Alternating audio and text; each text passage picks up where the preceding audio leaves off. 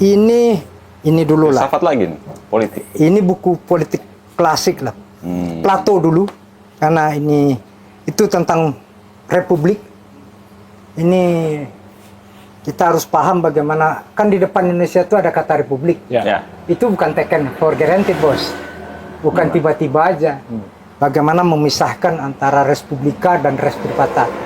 Bukan hanya kau sudah duduk di DPR, jangan kepentingan individu aja yang kau urus. Tapi kepentingan rakyat. Nah ini.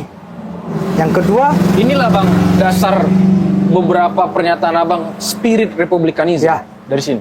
Ini di Aristotle. Plato itu kan gurunya. Nah, di Aristotle, politik menurut Aristoteles itu sederhana aja. Tindakan kolektif di ruang publik untuk membela hak-hak publik. Itu menurut kesimpulan dari buku ini. Dan ini dipraktekkan secara ketat oleh para founding father kita. Kau masih ingat Bung Karno memboikot kakak kandungnya untuk datang ke istana? Karena itu urusan pribadi. Kau masih ingat Hatta sampai akhir hayatnya nggak sempat beli sepatu beli? Istrinya komplain ketika terjadi devaluasi, dia sudah nabung tapi nggak sempat beli mesin jahit.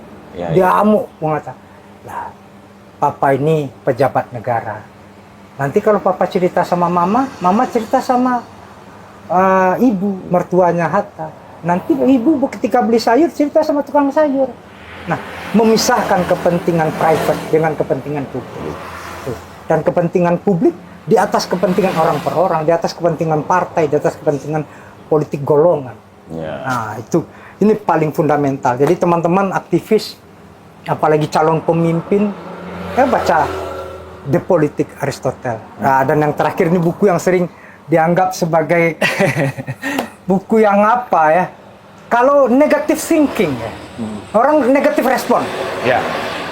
The Prince ini dianggap Machiavelli ini bapak banditnya politik, justru keliru.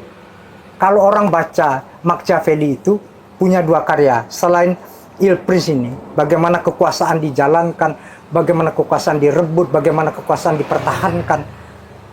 Itu di sana ada basisnya virtue, moralitas.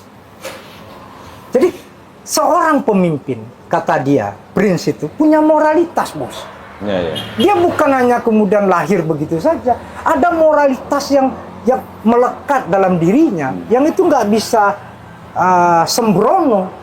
Bagaimana kepentingan umum harus di atas kepentingan orang per orang, bagaimana non-diskriminasi, itu virtue.